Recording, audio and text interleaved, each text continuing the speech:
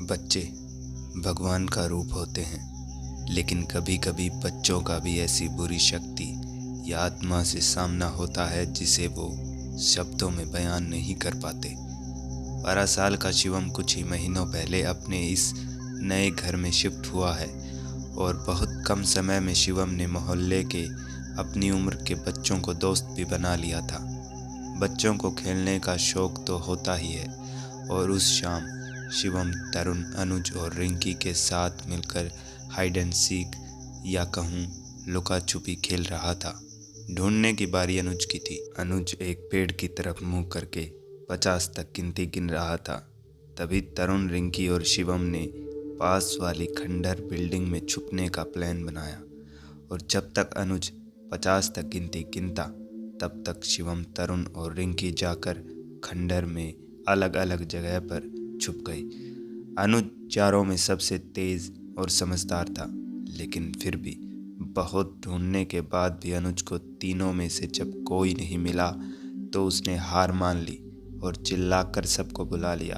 पहले तरुण और फिर रिंकी उस खंडर से बाहर निकल कर आई। उनके बाहर आते ही अनुज ने उन दोनों को ऊंचे स्वर में समझाया कि इस खंडर में नहीं जाना, वो अच्छी जगह नहीं है। और फिर अनुज ने आसपास देखकर कहा, शिवम कहाँ है? तरुण और रिंकी ने एक बार पलटकर पीछे देखा और फिर कहा, शिवम भी उसी खंडर में ही छुपा था। अनुज तेज तेज चलता खंडर तक गया और 2-3 बार शिवम को पुकारा, लेकिन जब शिवम का कोई जवाब नहीं आया तो अनुज, रिंकी और तरुण तीनों दोस्तों को मजबूरन खंडर के अंदर घुसना पड़ा। बाहर के मुकाबले अंदर थोड़ा ज़्यादा अंधेरा था।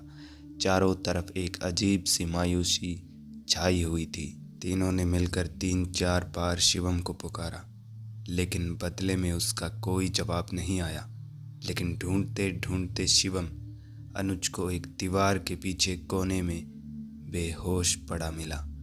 उसे बेहोश पड़ा पाकर एक बार तो अनुज के भी हाथ पैर फूल गए, लेकिन फिर हिम्मत जुटाकर अनुज शिवम को उठाकर खंडहर से बाहर लेकर आया और सीधा शिवम को उसके घर लेकर गया। शिवम को बेहोश पाकर उसके घर वालों के ही होश हवा में तैरने लगे। शिवम को बिस्तर पर लेटाकर उसकी माँ ने उसके हाथ पैर मसलना शुरू किए, लेकिन बावजूद इसके शिवम होश में नहीं आया। लेकिन जब शिवम के पापा ने पानी के छींटे उसके चेहरे पर मारे तो वो होश में आ गया। लेकिन होश में आने के बाद शिवम चारों तरफ ऐसे नज़रें घुमा रहा था जैसे उसे मालूम न हो कि वो कहाँ है। जब अपने माँ बाप को आसपास देखकर शिवम पूर्णतः होश में आया तो वो सिर्फ एक ही बात बोलता रह गया, वहाँ भूत है, भूत है वहाँ, भूत है वहाँ। लगातार एक ही बात बार बार शिवम के मुंह से सुनकर उसके माँ बाप भी काफ़ी घबरा गए। शिवम की हालत सामान्य नहीं थी, इसीलिए शिवम के पापा ने गांव के इकलौते तांत्रिक बाबा को बुलाया और तांत्रिक बाबा ने साफ साफ कुछ छुपाते हुए बस इतना कहा कि शिवम को बस किसी की बुरी नज़र लगी है, घबराने वाली कोई बात नहीं है। इतना बोलकर बाबा ने शिवम पर झाड़ फूंक किया और वो चले गए। इस हादसे के बाद वैसे तो शिवम सामान्य हो गया, लेकिन उसके दिल में उस खंडर का या कहूँ लुका छुपी खेल का भी काफ़ी डर बैठ चुका था। उसके दोस्त खंडर के नाम पर और लुका छुपी के नाम पर उसे चिढ़ाने लगे थे। बातों बातों में एक बार तरुण ने न जाने क्यों अपने दोस्तों के सामने ऐंठ जमाने के चक्कर में खंडर में जाने की बात कर बैठा। तरुण ने कहा कि वो ठीक रात के 12 बजे उस खंडर में जाएगा और वहाँ से कुछ ऐसी चीज़ लेकर आएगा कि जिससे सबको यकीन हो जाए कि वो वाकई खंडर में गया था। और वैसे तरुण भी उन लड़कों में से था जो सोचते हैं कि उनका कोई कुछ नहीं बिगाड़ सकता।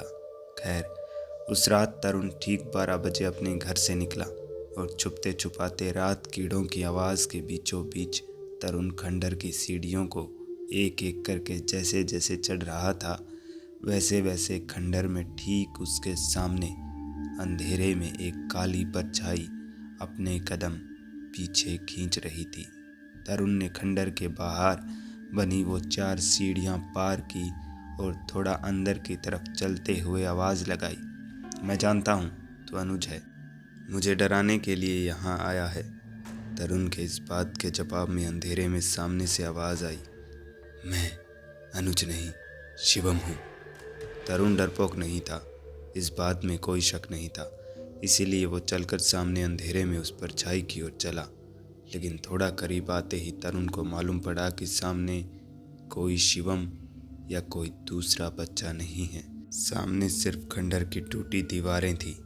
तरुण एक बार दाएं एक बार बाएं देखता है और इसी दौरान उसे अपने पीछे से एक धीमी पर डरावनी हंसी सुनाई देती है। तरुण एक पल में पलट कर देखता है तो पीछे उसे हंसी हंसने वाला तो कोई दिखाई नहीं देता, बल्कि इसके अलावा जो उसे दिखाई दिया उस पर यकीन कर पाना तरुण के लिए शायद उस वक्त मुमकिन नहीं था, क्योंकि जिस टूटे फूटे खंडर के दरवाजे से तरुण अंदर घुसा था, अब उस दरवाजे की जगह दरवाज़ा नहीं बल्कि पूरी दीवार थी। तरुण कुछ सोचता समझता कि ठीक तभी पीछे से उसके कंधे पर एक हाथ आया और उसी के साथ तरुण के पूरे बदन में एक सिरहंसी दौड़ गई। तरुण एक बार फिर पलटा और पलटते ही उसने देखा कि उसके पीछे एक रहस्यमय मुस्कान मुस्कुराते हुए शिवम खड़ा है। तरुण ने अचानक शिवम को अपने सामने ऐसे खड़ा पाकर 2 कदम पीछे लिए। तरुण जिंदगी में पहली बार इतना घबराया होगा और उसकी घबराहट देखकर शिवम पहले तो एक अजीब सी मुस्कान मुस्कुराया और फिर बोला, तूने मुझे ढूंढ लिया, अब छिपने की बारी तेरी है। तरुण इतना तो जान चुका था कि वो शिवम नहीं बल्कि उसके भेष में कोई और है। इसी वजह से तरुण ने न दाएं देखा न बाएं और वो दौड़ पड़ा उस तरफ जिस तरफ उसके कदम उसे लेकर गए। लेकिन उस टूटे फूटे खंडर में इतनी रात गए बिना कुछ देखे अंधाधुंध दौड़ लगाने पर यह तो होना ही था जो तरुण के साथ हुआ। तरुण किसी चीज़ से टकराकर इतनी ज़ोर से गिरा कि गिरते ही उसका सर ज़मीन से टकराया और वो बेहोश हो गया।